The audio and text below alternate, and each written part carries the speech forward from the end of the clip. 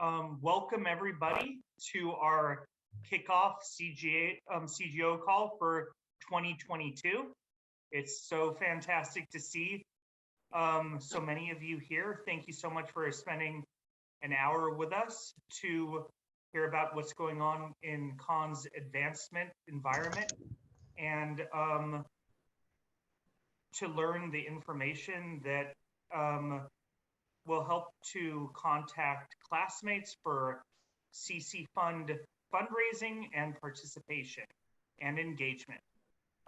There is a lot going on in our call, and just so appreciative that you're all here spending your time with us. Thank you. We have a special guest from Connecticut College, Persephone Hall, who will be joining us. And I just want to start off by introducing our staff who are here. So to begin with, Ellen Bremner, Shelby St. Clair, Lynn Kreider, Britt Richard from the CC Fund Office. And although I don't see her here yet, I know that Susan Daniels will be joining us. I also want to take a moment to welcome our Alumni Board Development Committee members who are here with us. Harris, Rosenheim, it's great to see you. I see Jen Mann, class of 94. Welcome, Jen. Hi, Mario, class of 1990, who is everything for his class. Mario, thank you. It's fantastic to see you. I'm continuing to go down with who I can see here, knowing that people are on. Rich Vansel's here. I do see Rich Vansel from the class of 82. Welcome, Rich. It's good to see you. Happy 40th coming up. And yeah, it's so fantastic to see so many friendly faces, and has been a lot of excitement over the fall semester that we're excited to share with you, and we'll get going on that. So how about if we start with a roll call, Ellen? I think Britt wanted to do the roll call this time. Yeah, happy to do it. Hi, everyone. So let's start, we'll go by decades again. So let's start with the classes in the 50s. Do we have anyone joining us from those classes? I saw a hand. Would you mind saying your name and class here?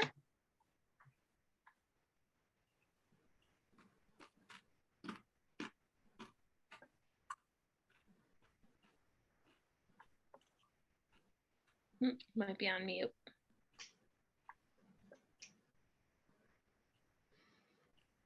All right, we'll circle back. Let's go on to the 60s. Okay, Millie Nygren, class of 60. Oh, hi, Millie. How are you?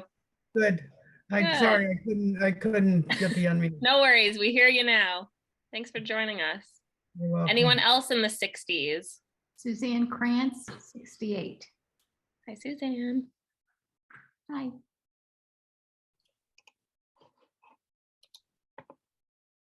All right, let's move on to the 70s. I see quite a few in 73. I'm Brian Roby, class of 73. Dave Clark, also 73. Dave. Donna Potts, also 73. I'm Ann Livingston, 71. I'm Ben Sperry, 79.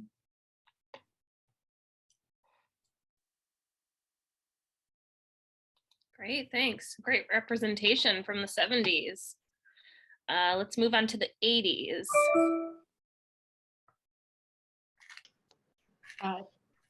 Tammy Tamsin Bales Sharpless, class of 89.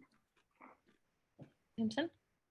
Samantha Muldoon, class of 88. Annie Scott, class of 84. Rich Vansel, 82. Noel Lipshin, 89.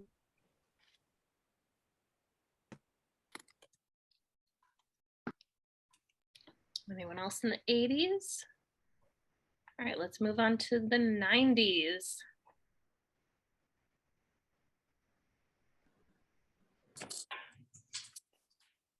Mario Lorenzi, 1990. Hey, Mario. Jen Van 94. Hi, Brett. Hi, Jen. How are you? Michael Marchand, class of 93. Hi, Michael. Any other 90s folks? All right, let's move on to the 2000s. Anyone from 2000 to 2021? Erin Holstein, 2009. Erin. Emily Cohen, 2006. Hi, Eric Susan Gemmell. Daniels, 2001. And Eric Gemmell, 2000. Harris Rosenheim, 2009. Philip Stransky, 2002.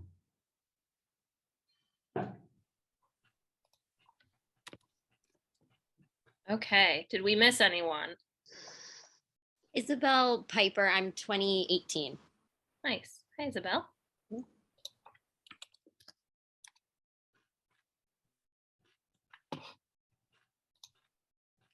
All right, I'm just checking my screen. I think we've hit everyone. Thanks so much for being here. Okay, so the fall semester, which is quarter number 1 and quarter number 2 for Conn College, it's been a pretty outstanding success in terms of our progress to goals. Our goal for the CC Fund, $6.85 million from 6,000 alumni donors. To put that into context, we raised $6.46 million last year, which was a CC Fund record. And we're currently at about 4.5 million towards our $6.85 million goal. Hey, Michael, I don't mean to interrupt you, but I know Persephone's on. Oh, Persephone is on. Fantastic. Yeah. Good. Yeah, she just got on. So But please don't let me stop you. I'm No, on your time. I think it is fantastic that you're here, Persephone, and we'll save the fundraising updates towards the end of call. I know that Persephone, you worked with our colleague Britt at a prior institution, so we thought that she would be a good person to introduce you to everybody here. I love Yay. that. That would be We great. won't name that institution. No, we won't name that other institution. But yeah, so it's my pleasure to introduce Persephone Hall. She's been with the college for nearly 6 years now. She's our special guest on this call. She is the Hale Family Executive Director, and she leads a team of dedicated and dynamic career professionals and she enjoys every minute of her work here, which is great. She's committed to Conn's mission to putting the liberal arts into action and working with both students and alumni toward success in their professional careers. And she brings a ton of experience with her, both from the career perspective, but also the human resources perspective, which is very helpful. So tonight she's here to give you a little sneak peek and kind of an update on what's been happening at the Hale Center for Career Development. So with that, I'll turn it over to Persephone. Awesome, Britt. Thank you so much. Oh my gosh, spotlight. Wow, that's too much. Like, That's way too much. Let me fix that. Well, I appreciate you all giving me this opportunity to share with you. Some of you I'm familiar with because you have been a supporter of the Hale Center in your programs, in our programs, and being featured speakers. So thank you for all of your support, whether it's your time or your talent, or of course your treasure. We surely appreciate it. So I'm excited to share with you some updates. Ellen, can you give me screen sharing capabilities, please? Yep. Thank you.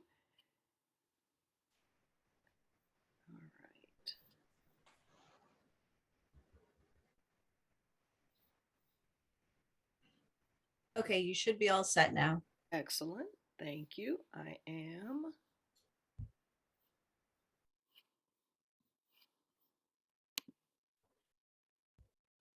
All right. Now, some of you admittedly may have heard some of this in the past, as you've heard about some of the updates from the college, particularly around strategic goals. But that really is something that we're excited about celebrating. One of the real areas of emphasis, one of the focused areas of emphasis where the Hale Center fell in under the strategic goals was the enriching the student experience to achieve greater distinction. Of course, you all can read that. And one of our goals was really to become a recognized leader in integrating education and promoting the intellectual, social, and professional and civic development of every student. Again, putting the liberal arts into action. We really were focused on achieving greater distinction and integrating the student learning, committing to creating experiences outside of the classroom that extend intellectual enrichment, build upon a greater sense of community, and really prepare students for meaningful lives and careers.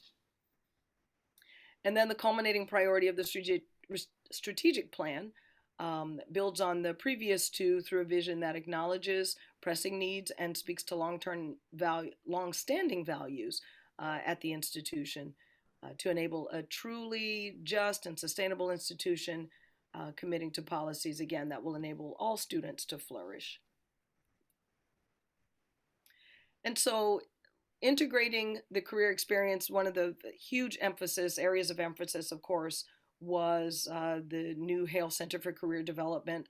Of course, many of you remember coming to the career office, or remember when the career office was across the street and down the hill in Vinyl Cottage. And so moving the Hale Center to Central Campus was an incredible accomplishment. I've said that there are conversations that I have with people weekly now that we're in Fanning that I probably would only have maybe once a semester because I would just never see people.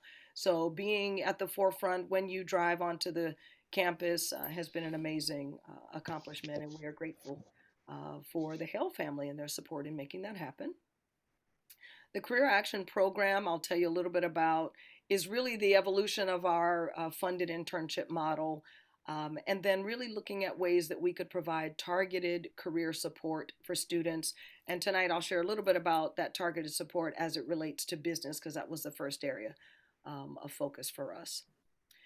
And so our Career Action Program, and again, some of you will remember historically, was a program where each semester a student would do something, attend a workshop, turn in an updated resume, or give us an action plan of what they had planned to accomplish to get to the next step.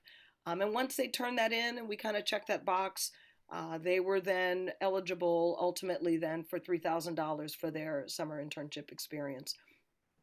And what we realized is we were really missing an opportunity to have regular and sustained conversations and build relationships with students.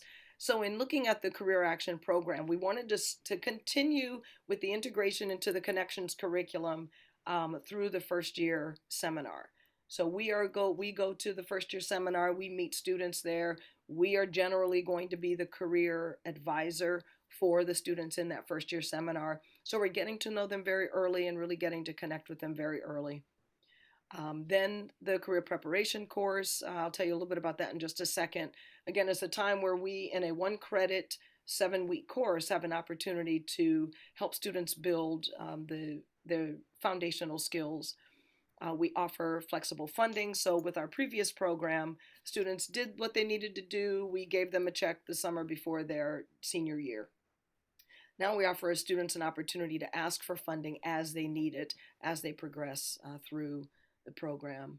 And then the advanced career engagements, I'll explain a little later, but really are the ways that students are demonstrating their expertise or demonstrating what I'll show you now, really the core areas of the course.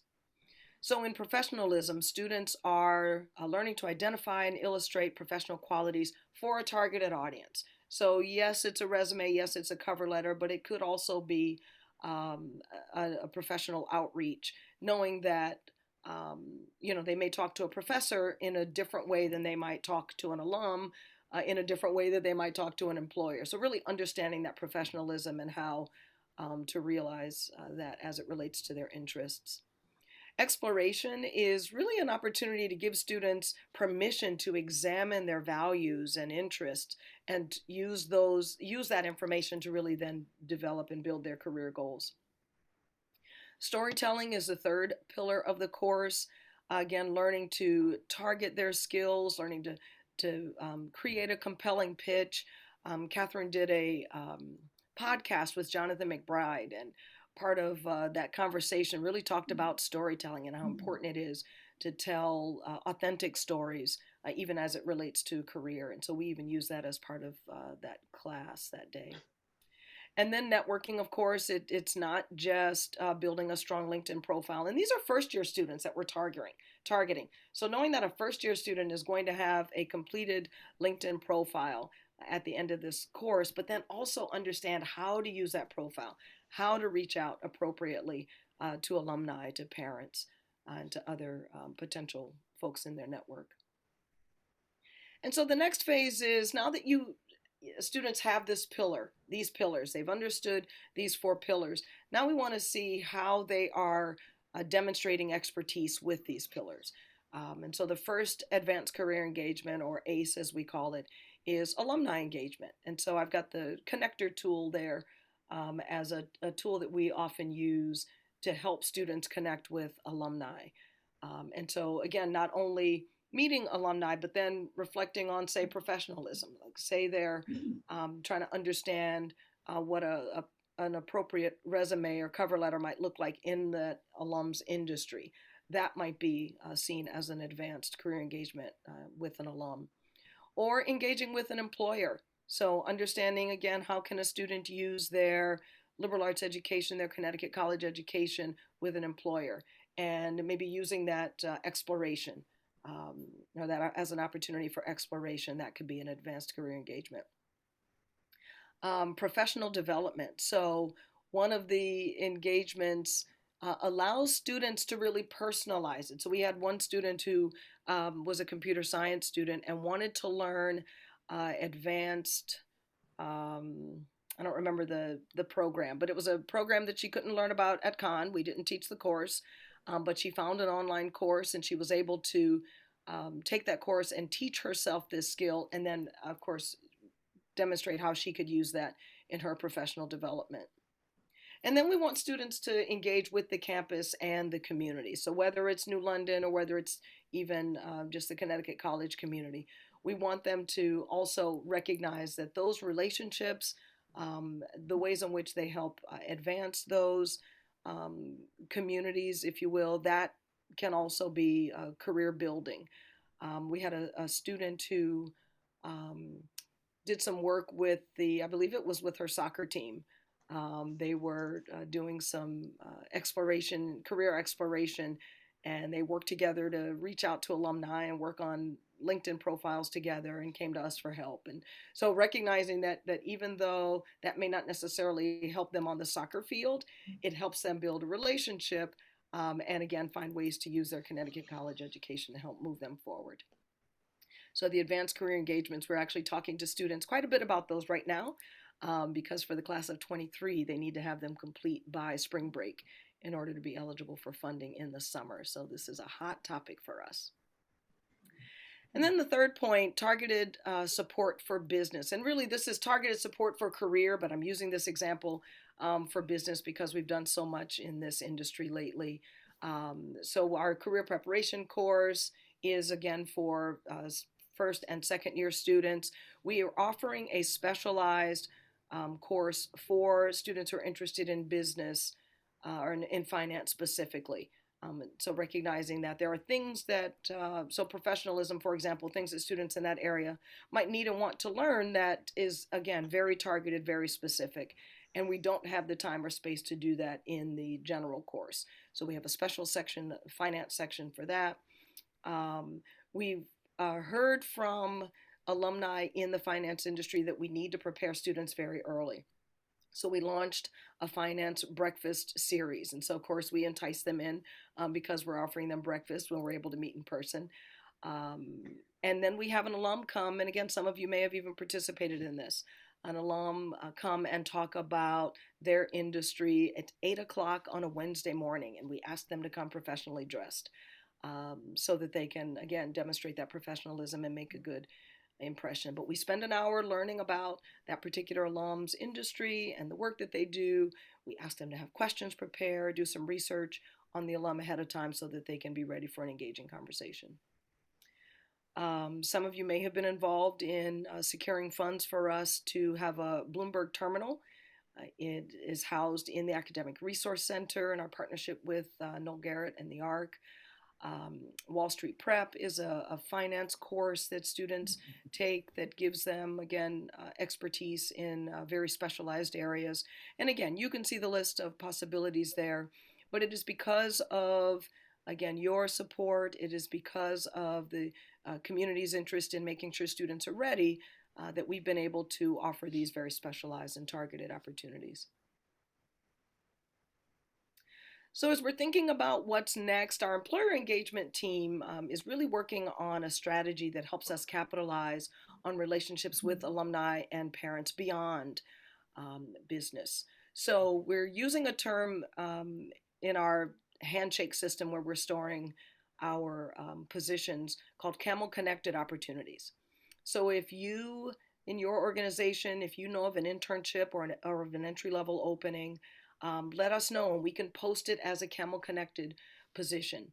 And your support helps students craft compelling applications based on what you know works within your organization. That's a really valuable area of support that we know students appreciate. We're also curious about Camel recruiting team. So we had a conversation recently with an alum at Ernst & Young in Atlanta, and he mentioned that he doesn't know the alumni at Ernst & Young in New York. And so thinking about ways to bring teams of camels together who will educate the Hale team. We as advisors don't know everything. So again, educating the Hale Center advising team and creating a pipeline at organizations is a way that we know the Camel recruiting teams can be impactful and helpful. And then, as I said, right now, the Career Action Funds are primarily used for students who are active in the Career Action Program. But we are looking for and really planning for other ways that we might be able to offer career-related support for experiential learning. For example, seniors come to us, maybe even who've used their funding, and they're coming to us and they say, but I need help with grad school exam prep course, or I need to buy a suit, or I need transportation to a conference. There are often other ways that we recognize that students need and want our support. And so we're looking at other ways and other possibilities for even expanding and broadening the ways that we can help fund students and their needs. I'm going to stop sharing my screen and see what questions you might have.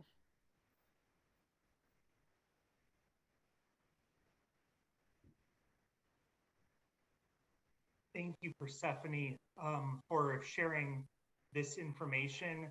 I know that a number of alumni are supporting the Career Center, the Hale Center, in so many ways.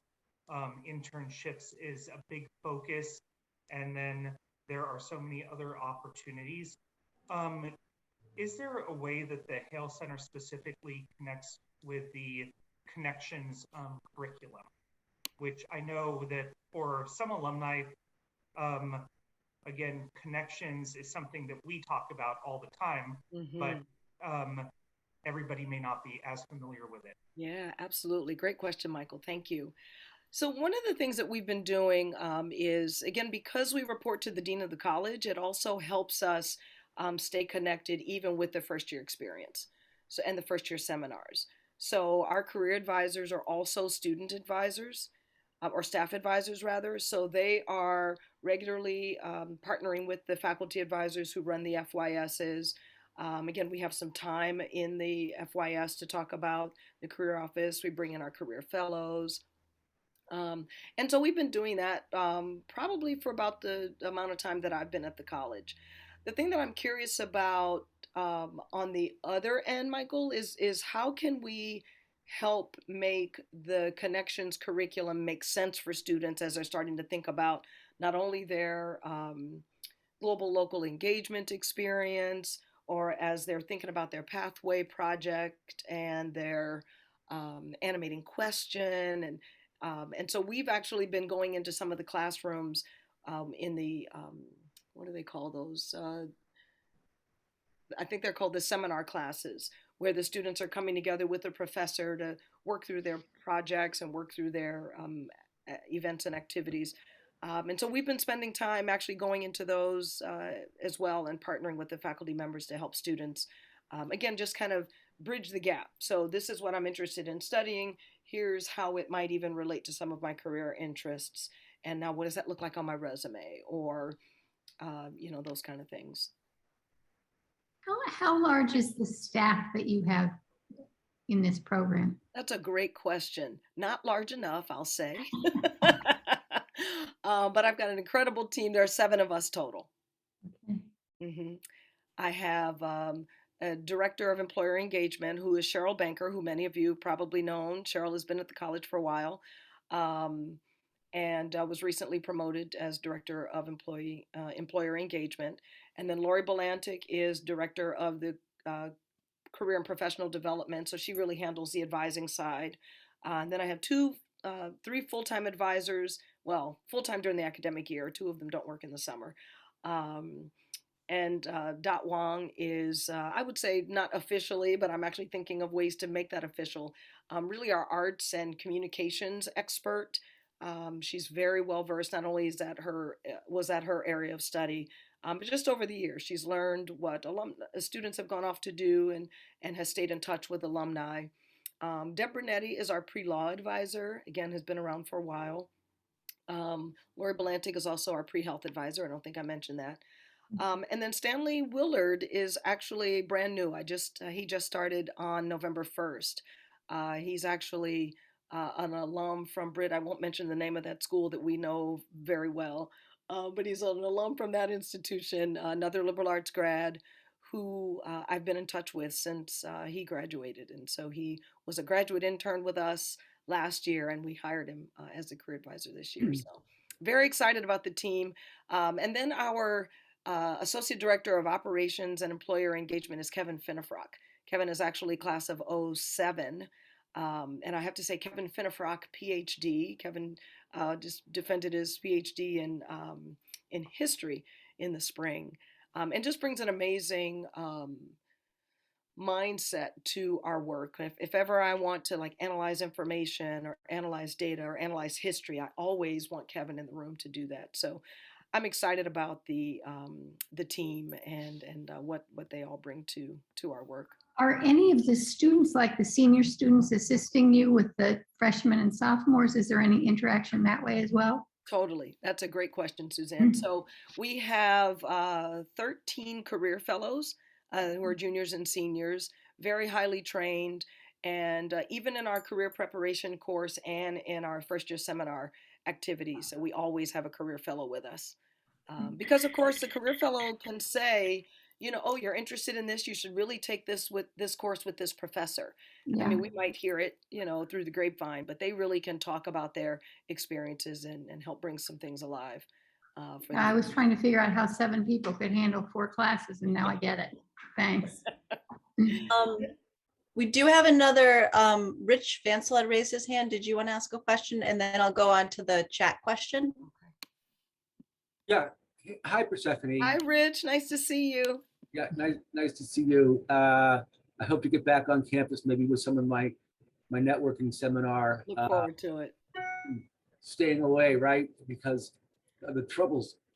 I got a question. Yes. How is hiring looking for seniors this winter and upcoming spring in this totally wicked, awesome, once in a century, fantastic job market? Yeah, great question. The thing that I've often asked students to do, and actually this was even before the pandemic, is to really think about, to really prioritize what's important to them. So like I had a conversation with a senior today, and she's really interested in the mission and um, um, mission of an organization. An organization being socially responsible, for example, is very important to her. And she's interested in being in Boston. And so what I'll often do is try to encourage students to think about, okay, what are the 3 things I could do or you could do that would get you to those interests. And then also just recognizing what some of the differences are in the industries and how the hiring patterns might differ in the industries. So like our finance students who are interested in internships, they already know now what they're going to be doing for their internships. The seniors who are graduating in finance already know what they're going to be doing after graduation. But most of the other industries, particularly now that the pandemic has caused employers to really rethink how they do what they do. For example, are they ever going back to the office, or will they always operate remotely?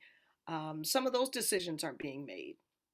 And so from what I know right now, Rich, I think the market is still looking very promising. What I've been encouraging students to do is to cast a wide net and to be persistent. So for example, if you want to be employed on May, I think 22nd is the commencement for the class of 22, then you need to be working on January 27th to make that happen. If you want to take the summer off, then maybe you can wait until spring break to really, put your head down and think more in a more focused manner about the job search. But I think, encouraging students to be flexible and at the same time stick with what their values are, right? Because then we know they won't be happy. Like the question I asked the student earlier today, I said, could you say you found a position that would give you the skills that you were really interested in learning in your first job, but maybe you were just a little so in terms of the mission and vision of that organization. Could you do that job for a year to get the experience? She said no. I said, that's a great question, because that lets me know that that particular value is extremely important to you. What I might say to her in my next conversation with her is, okay, you say you want to be in Boston.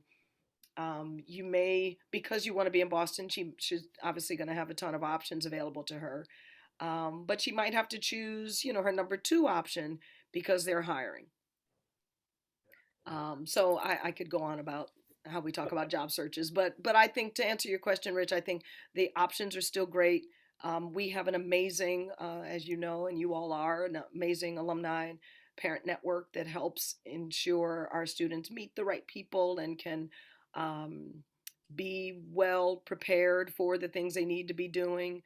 Harris, I just see you there. You've always been very helpful when students have reached out for some help and some support. So we know they're going to be fine. And we appreciate your help in making sure that they have the resources they need to move forward. Thanks. So I'll read the next questions from Ben Sperry, class 79.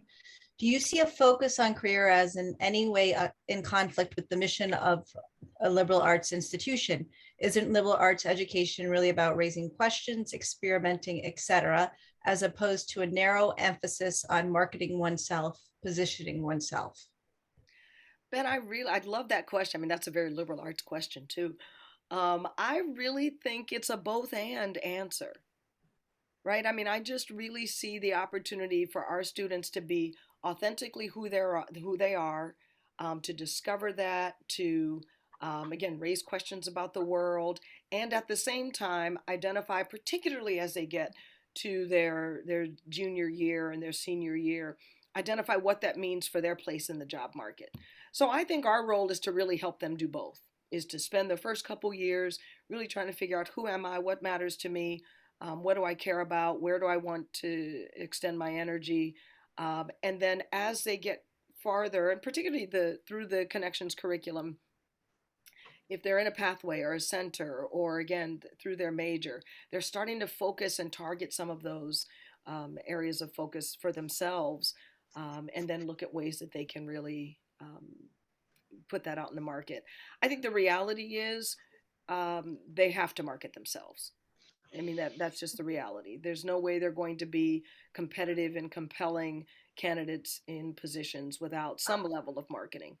But obviously recognizing the differences in what the industries require, right? So let's say the industry of marketing, for example, I've worked with students and said, you know what, you're going into marketing, you've got to use yourself as the first product that you're marketing.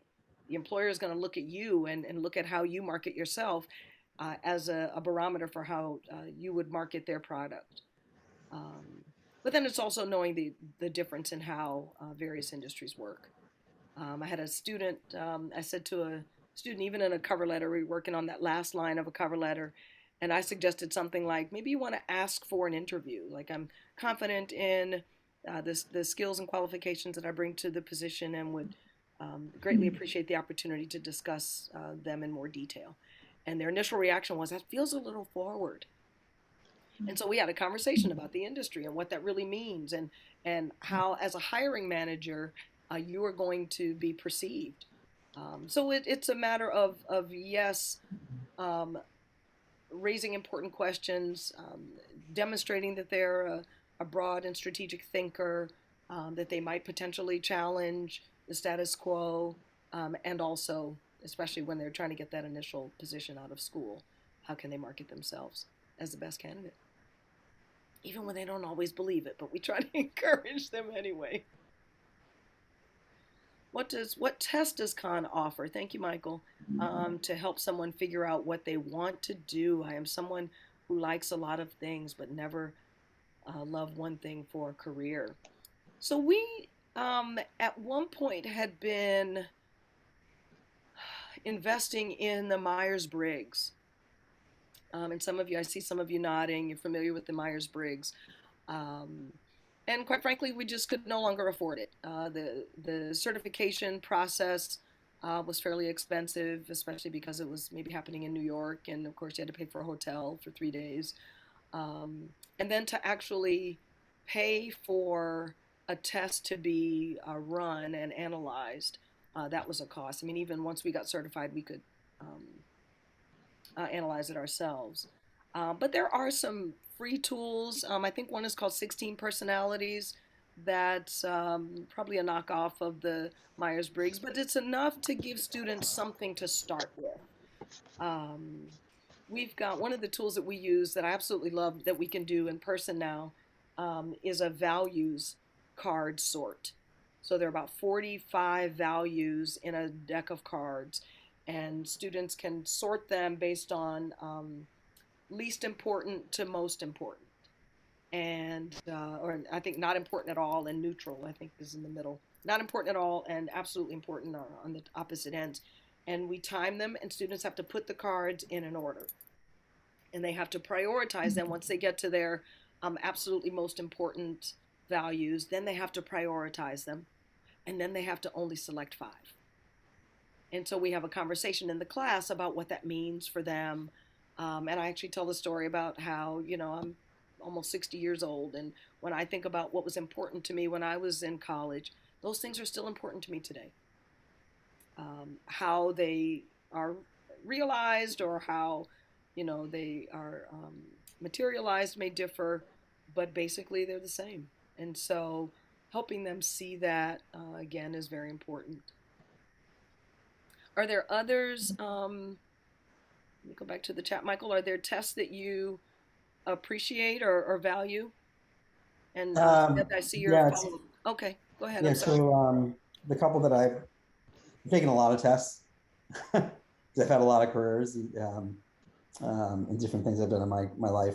The couple I really like, I like Strength Finders, and that one's pretty, you know, not too expensive. My current company, we actually have our Strength Finders on our virtual kind of desks, so to speak. So you can get on a call with somebody and you can find out, like, I'm very strategic. Yeah. Someone else is very responsible. Yeah. I like that, the Berkman test, which is a little bit older. Have you ever heard of that? Did you say Berkman? Yeah, BIRKMAN. Okay. And it's similar to your values one. Oh, okay. I was fortunate enough to go through a couple different stints of executive coaches, and the Berkman kind of helped what the Berkman teaches you is what you don't like to do. Ooh, which is very important to know. Yeah, I found that was very like helpful. It also was like, I found that one to be very good. And then I've taken a bunch of others over the years, but I think Strength Finders and like the Berkman are the ones that stood out for me. Yeah, I vote for that one. I actually put it in the chat right before you said that, Michael. So I fully agree. We use Strengths Finders across the firm that I work for, Deloitte. Our partners take it. I do agree that it's good to know what you don't like to do, but the Strengths Finder really gets you focused. And there is a free one, the High Five. But this is something students can take on their own with an individual code, or you can buy group codes for a reduced cost. It's helpful in a lot of ways, not just in looking for a job, but also just in putting people together in groups and forming more complete teams. Yeah, so lots of applications for that one. We did talk to the Dean of Students division about partnering on using StrengthsFinder to really kind of engage sophomores. And we voted against it just because sophomores are so young. And actually at the time, Jefferson Singer was the dean of the college. And in his own research around identity, he personally felt uncomfortable labeling the young students with these 5. I think the thing that we were looking at was top 5, giving them the top 5. But I wonder about using Strengths Finders for older students, for seniors. Like, again, I'm curious about ways that we can engage with seniors, and Strengths Finders might be an interesting way to do that. Yeah, they also make one for teens now. So I had my kids take it as teenagers, and it was pretty spot on. Interesting. So yeah, but there is a test for teens. Okay. And the other thing that I've used it for is to match job descriptions. So like if I know that like I'm strategic, yeah, finding job descriptions that have strategy in it are better than ones that say something that doesn't have strategic in it. Yeah, that's interesting. Okay. The other, if people are interested in, DISC is very good as well. I've taken a lot of tests apparently. I'm also a Deloitte alum. If you're interested in, I've invested in a company in Phoenix called Aspireship. One of the problems that is happening in the world now is we don't have enough salespeople in software. Yeah. And sales can be kind of scary or not something attractive. What they do is it's pretty cheap. They actually certify people. It's been written up in the Wall Street Journal using kind of a personality test and then training them in sales. And then they actually help job place it. And the funding comes from the software companies themselves because of I'm an executive in a software company right now. And one of our biggest problems is we just don't have enough capacity. And like, even though it looks like we have enough capacity in like the numbers, the actual number of people who are actually good at selling is always far lower than the number that actually are in a sales job. Or in the industry. And finding people who enjoy that process, if you like it, you can do very well and the like. And it also is the neat thing about Aspireship is they weed out people who should never be in sales. Interesting. The whole idea is from the anyhow, I'm taking up too much time, but it compresses the cycle of hiring quite a bit. So anyhow.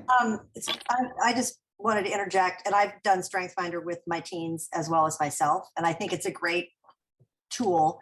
But as a former marketing person, it's not just a tool to be used to discover what you should be doing. It's a tool to use to just talk about your strengths. When you go into that job interview to say, I'm a good fit for this job because I have these qualities and I have these strengths. So I don't see it as something that pigeonholes you. I think it's something that gives you a language to go in and market yourself. And as a marketer, I strongly believe in marketing yourself when looking for a career effectively in the language that the people who are hiring you use. If you come in and can say, I'm an arranger and I'm a strategist, and that's why I should be in this particular career, I think it's a very powerful, sophisticated and professional way to, which is why I had my kids do it. They were looking for summer jobs and they now can come in and say, oh, I've got confidence and poise and those are my strengths. And so you should make me a hostess in this pizza parlor. Like, I mean, silly, but no, not silly at all. They're only 15, right? Not so silly at all. Great example. I think it's I would urge you to reconsider thinking of it as something that pigeonholed people and thinking about it as a tool in their toolbox. I appreciate the suggestion. Other questions that I can answer for you? I didn't notice anything else in the chat. For Stephanie, Yes. a very engaging conversation. Thank you for sharing a bit of insider information about what's going on in the Hale Center, where we're going, and how alumni can help. And of course, internships is one of the areas that alumni support most in terms of these experiential opportunities for students to help with post-con experiences, whether that's going to grad school or going right into the industry and into the job market. So thank you for your tireless effort and your team for helping out so many con students, and we're here to help. So thanks for being here for us. Awesome. My pleasure. Well, thank you for giving me some of your time tonight. Have a productive meeting. Michael, I see your note in the chat. I'd maybe like to meet with some of you offline just to take into consideration some of your ideas. Rich, I'm sure I'll see you on campus when the time is right. Again, thank you all. Have a good night. Thanks, Persephone. Thanks, Persephone. My pleasure. Good night. Good night. Okay, great. That was wonderful. So the next thing we're going to move on to is just talking about CGO impact and best practices. And as you know, as class gift officers, you have an incredible impact. And I forgot to mention, we have a couple of new gift officers that work in the classes that I work with, and I just want to welcome them. Erin Holstein from 09, Emily Cohen from 06, and Philip Stransky from 2002. And I think Philip's actually calling us from Hong Kong. Is that correct? Yeah. So I don't know what time it is there, but thanks so much for joining. Anyway, let's just go on. So as class gift officers, you're 3 times more likely to alumni are 3 times more likely to give when asked to do by a classmate. And we find that 1 in 4 peer solicitation emails result in a contribution to the college. So just know that when you're reaching out to people, they are hearing you and they are making a gift. And you can do more than 1 email. We do have a class gift officer that's pretty consistent with his emails throughout the year. And his class has a great participation rate. And I also was wondering if Jen Mann just kind of wanted to talk a little bit about her experience working with her class. So I'll just, and Jen's also on our alumni board, so. Thanks, Ellen. Sure. I had shared with a few folks the other day, and I'll keep this really quick, that I'm starting to see some changes in terms of the giving behavior of the class. And Britt, I hope you are knowing what I'm talking about. But I decided a while ago that we just needed to start trying everything. Everything from personal emails to using our different social media channels to those class outreach messages and all those sorts of things. And it turns out that doing everything is working. So I'm starting to see some folks who had kind of been adrift now giving a little bit more consistently. People who were only reunion givers are starting to respond to the athletic challenges or to the Founders Day challenge and other little things that are being added throughout the year. But those personal touches and all those non-giving related touches are definitely making a huge difference. So shout out to everybody who does the social media at Con and creates those beautiful graphics that we're all able to share in our own way with our classes. But I feel a little bit more hopeful than I was maybe even a year ago about this because of the changes that we're starting to see. Thanks. Thanks so much, Jen. So I hope that encourages you all to really push out social media and email. Yeah, yes, Noelle? Just to give a little encouragement, sometimes it takes more than 1 or 2 cycles to get that trend going, and that the outreach takes a couple of years to kick in. So hang in there. The engagement takes some time to build.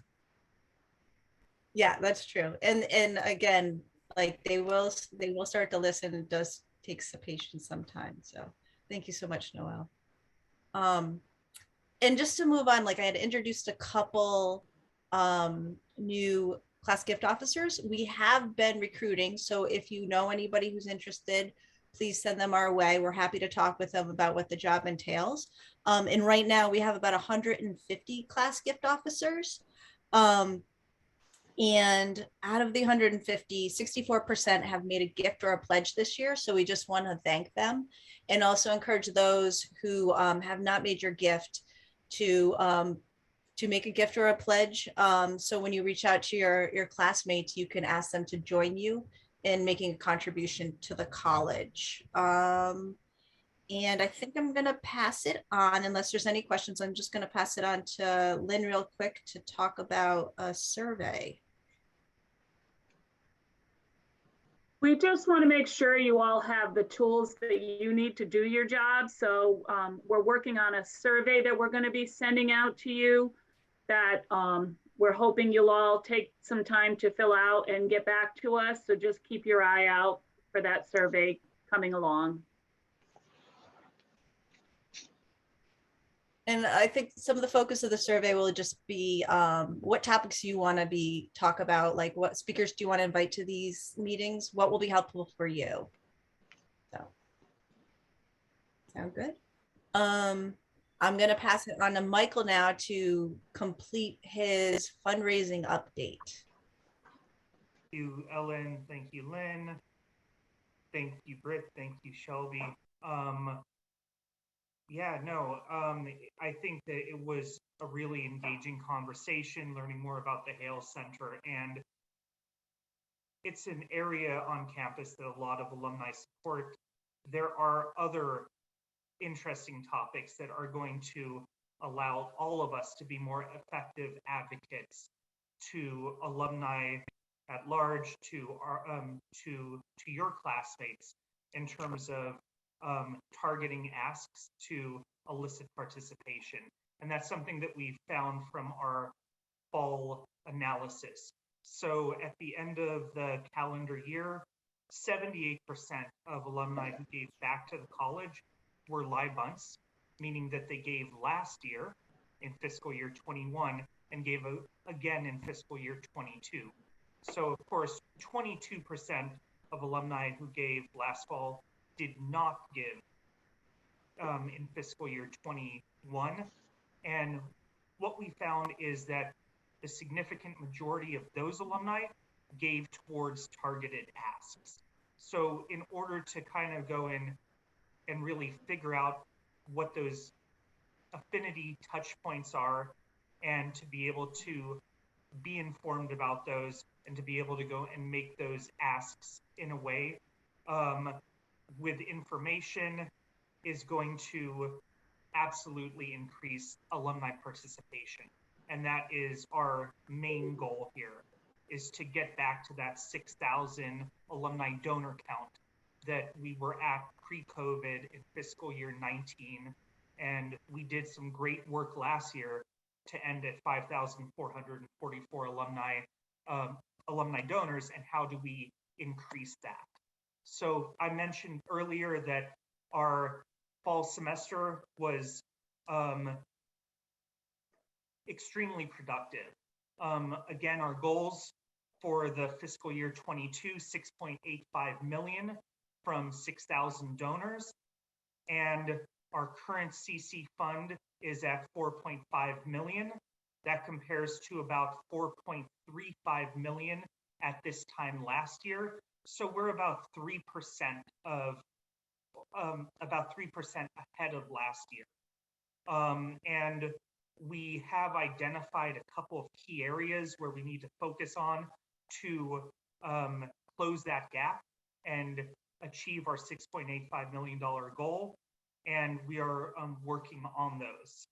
Our current overall dollars raised through the CC fund and other channels, especially capital gifts, in union with the public launch of the campaign, is $28.7 million. So again, we are having an extremely successful year fundraising in terms of our dollars. Our current year alumni donors stands at 2,735. At this time last year, it was at 2,487.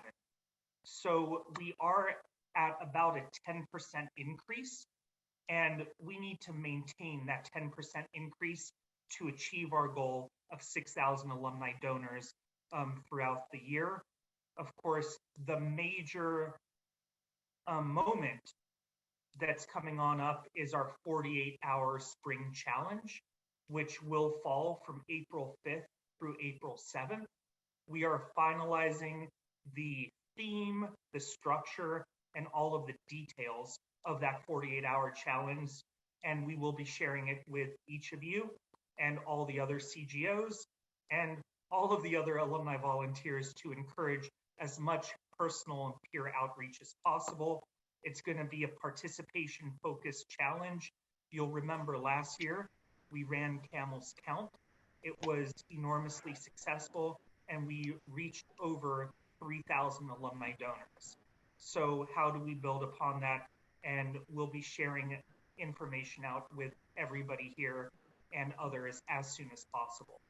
All that to say, the progress has been extraordinary, and we would not be close to where we are if we didn't have your support and your leadership. So thank you to everyone here. Thank you to all of our CGOs, all of our alumni volunteers who aren't able to be here, but we're going to be following on up with everybody. And I know we're at time, but I'll just quickly open it up to any last questions or comments. Yeah. I have a question for you. The targeted donations are interesting. What role can we play in helping you do that? Absolutely. So again, the Connecticut College Fund allows alumni the opportunity to contribute to pretty much any area of the community that they're passionate about, whether it's Camel athletics or the arts or internships. There's so many. So again, to be able to provide some feedback to us about, here are some alumni that I've been talking with, here are areas that they're passionate about supporting. That helps us in terms of knowing what we should be highlighting. And then also to be able to speak with your classmates and align their areas of interest with these opportunities on campus, like internships, and to be able to ask them specifically to support these areas. There are rarely issues. If there are issues, we will follow on up in terms of if a gift is earmarked to an area of campus or community that we cannot find a current use for. But again, there are so many areas of support in a liberal arts community at Conn College that, again, that is something that we found a lot of traction with. I hope that answers your question, Suzanne. Sort of does, but it's a two-way street. Right now, I don't know what the interests are, unless I personally know the people, what their interests are. And it might be helpful to have the information come this direction as well. Absolutely. We'll take that back. We'll follow up. Okay. Thank you. Anything else? Michael, there's a question on the chat. Do you want me to read it to you, or? I'm looking, my mouse is a little bit weird. I can read it to you. Thank you. This is from Ben Sperry, 79. When there's a significant uncertainty about a possible correction in the stock market, as there is now, how does that impact your sense of fundraising goals? Is that factored into your thinking? Yeah, absolutely, Ben. So again, as we've seen in the new year, there has been a correction to the stock market. A correction is what happens when, again, a specific index like the NASDAQ falls 10% or more. I believe that since the new year, the NASDAQ has fallen 15%. So again, at the end of the year, at the end of the calendar year, we were really pushing for gifts of appreciated stock. Because again, those offer certain tax advantages. That affects our messaging. And when we take a look at individuals who have made donations historically to CON through gifts of appreciated stock, that affects how we're going to be communicating with those individuals. That will not affect our spring solicitation calendar and the campaigns that we have positioned. So again, we're still going to be holding our 48-hour spring challenge. We're still going to have our same kind of donor goal, but we are going to be thinking very strategically and intentionally about our messaging and to those specific donors who have been really gifting appreciated stock.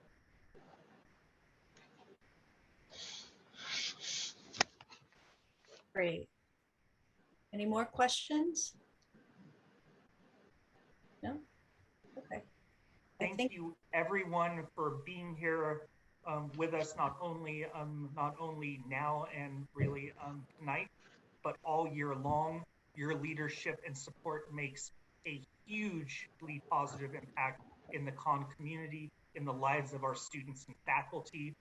We appreciate your support. Know that our CC Fund staff is here for you.